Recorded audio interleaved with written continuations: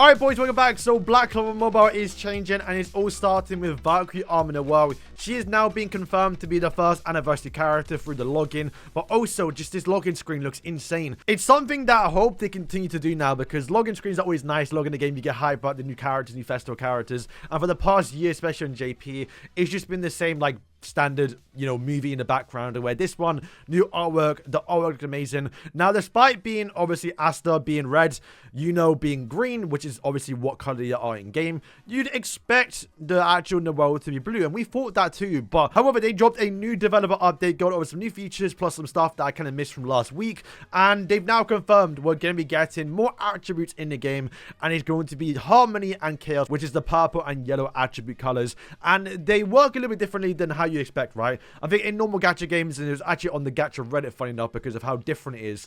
Normally, it's you have the three standard RGB colors, and you have the light and dark that go against each other. Where this one is completely different. It's yellow is going to do more damage towards red, blue, and green. And it has been confirmed that Valkyrie Noelle, right down here, will be the first attribute character of the harmony, which means she's going to be yellow. So she is going to do more damage towards red, blue, and green, which means hopefully now we have a counter towards all the mono colors, you know, mono blue, mono green, especially mono red. Like, you actually have type advantage against mono red. However, you have got the purple attribute, which is going to deal more damage towards yellow characters. And I do expect them to save that one for more of the evil characters, right? Zagrid, since we're now starting the elf arc, we're now going to be getting the peak of Black Clover. We're going to see some insane characters, and I think Zagrid will be a fitting dark type color, at least for a festival character to come out first. So hopefully we can see him come next. Zagrid is the word soul magic devil, the one from episode like 120, 131. But the big difference, and caused some controversy a little bit,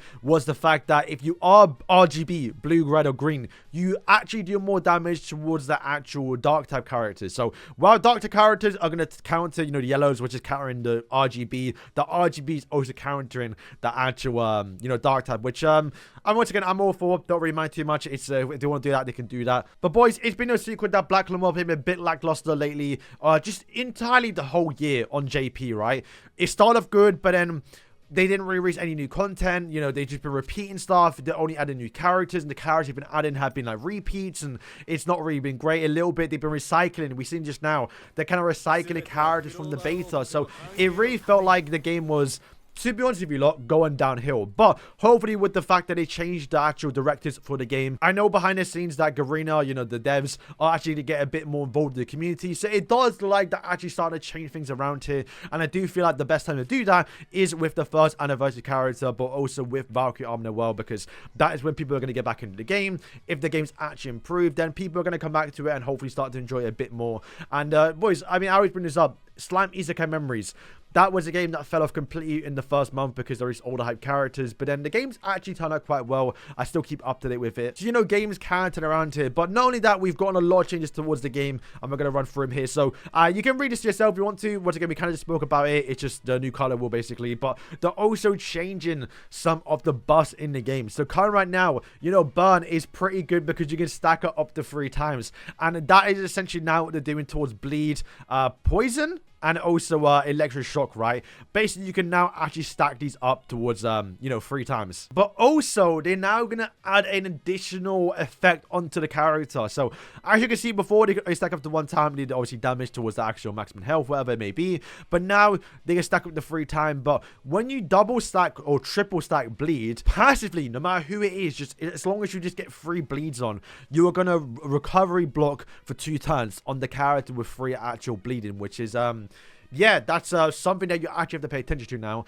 Moving on, you have poison, I assume this one is, which is going to be the exact same thing, but you're going to actually reduce power by 50%. Is that mobility? I think you're going to reduce mobility by 50%, which is insane as well. And an electric shock. When stacking 3 times, you're going to reduce the SP by 8, which is, yeah, that's definitely going to throw some people off. I do like that, because if you pay attention and you actually build like a full actual electroshock team, especially when we do get a live PP, which should be coming with this actual JP anniversary, hopefully, then people aren't going to realize, you think they have ultimate boom, you obviously apply 3 electric shock, which I think is the mono blue team, then boom, you're just going to get 8 SP reduction, which is, yeah, insane. So that is the first little death notes here. The next thing we're going to talk about and come in with this update that everyone can do, we are now going to be getting level and 125 characters.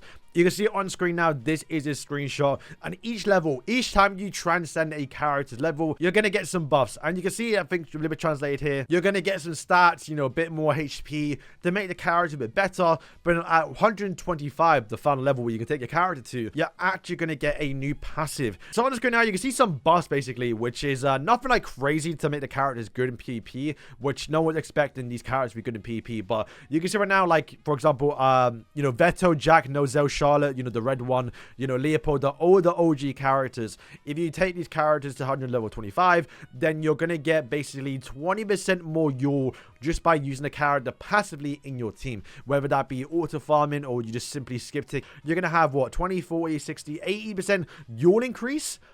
Can be kind of cracked. So you can start maxing out other characters, and also the other ones on the right side, you're going to get a 20% base just equipment drop rate, which once again, if that stacks up to 80% equipment drop, like, gone are the days where you couldn't farm LR gear. It's going to be insane. So definitely a big change here. 125 is interesting. However, in order to take a character from 105 to 110, 115, 120, you have to spend a dupe. Now, it's not that you need to dupe the character out like 10 times to get them fully maxed out. You can simply use any old dupe or any other character in the game. So for example, if I want to take Black Asta up to 125, then I could simply just spend 2 of these Yami dupes onto him to max them out. You don't have to spend the actual character's dupe shard to take them past level 100. You can also use universal dupes, which does mean that there's going to be more of a need for them. So I think, at least I hope so, but Black Clover Mobile, both JP and Global, when the first feature does come out, they hopefully should be giving out more copies of them,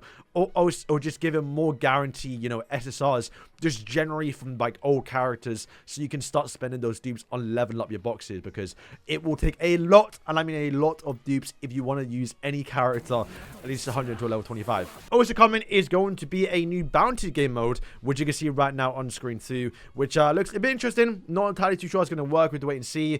Also, like I said, the Elf Arc is down. We're going to get the Merliona fight versus the Third Eye. Well, actually, no. This is going to be literally when all the elves start turning. You can see, obviously, he's got the little mark on. So we're going to see like Elf Dorothy, Elf Luck, Elf, you know, there's going to be so many elf characters, so many possible characters, so many new characters. It's going to be sick. This is why I cannot wait for the actual Elf Arc. I'm glad they're timing it perfectly with the actual JP anniversary. So close to getting Sekirei. Also, new Battle Pass. Once again, this, we don't have to work in global. It's probably going to be the exact same, because right now, boys, the JP side's been lacking in terms of money, so they need more money in the game, and this is just a way of doing it. So it does, like right now, once again, we don't know all the levels. You're going to see level 5. So every like 5 levels, you're going to get a premium reward, which I don't mind, because I don't mind battle passes, right? They're always good. They keep you playing, and the rewards are typically good for what you pay for. And it looks like you're going to get some good rewards, plus an actual guarantee universal dupe at the end, which once again you can use to level up or dupe out a character, which is I mean, it's going to separate the true free-to-players towards the whales, but you get, you know, game is game. Also, for the month of the anniversary, they're teasing some new stuff coming. You can see it on screen now. On the 5/6, so, you know, in 2 weeks' time, we're going to be getting a new game mode, apparently. That's what, from what it looks like. Then on the 23rd, it should be some new stuff about an event. And also on the 30th, it puts the little, you know, Yule characters there, but we don't know what that's going to be. So we have to wait and see what actually happens for that. And some other stuff that I kind of missed here, but apparently we're going to be getting some new side stories, similar towards the summer event, but better. And then finally, 2 things that we kind of missed here is that we're going to be getting a side story new event. Hope they tackle like the light novel, just like night level stuff they done, where like Yami's like a young teenager. I think he got isekai'd, or like he got, I didn't read it, but he got like sent to his young self, and he's like now in the Clover. It's a weird story, but they could do that. Once again, more potential characters. And the one I think most people are gonna be interested in is down here, top 10 999 gacha selector. Once again, it's just one multi. You're gonna get one multi, but you can reroll 999 times. But the players will be able to choose the 10 pickup characters featured on the banner. Now, hopefully that can be seasonal characters. Once again, just you're going to only get one guaranteed seasonal, unless they allow you to hopefully get more. You can also pull their skill pages, or maybe it's just going to be the standard, you know, filler SSR characters. It won't be seasonals, but at that point, it's still fine. You can get yourself a guarantee free Fana, free Vanessa, free Zora, or whoever is actually currently in the game at that time. But yeah, boys, that's going to wrap up the video once again. Excited to see how the JP anniversary turns around. It looks very promising. Like I said, the big thing this game needs right now is content, and it looks like they've been hopefully saving everything for the JP anniversary, because that is when all the eyes are back on Black Clover Mobile and people start getting back into the game. See all the new stuff. Hopefully stick around, and hopefully this game can continue for a few more years. So boys, thank you for watching. Let me know what you're most excited about. Is it going to be like the new attributes? Is it going to be Valkyrie Noelle, the free banner, the level transcendence, or other stuff to come in with the elf arc and just potentially see new characters, new faces? Once again, we're getting super close towards Tech Ray, my favorite character. Cannot wait. So boys, thank you for watching, and yeah, peace.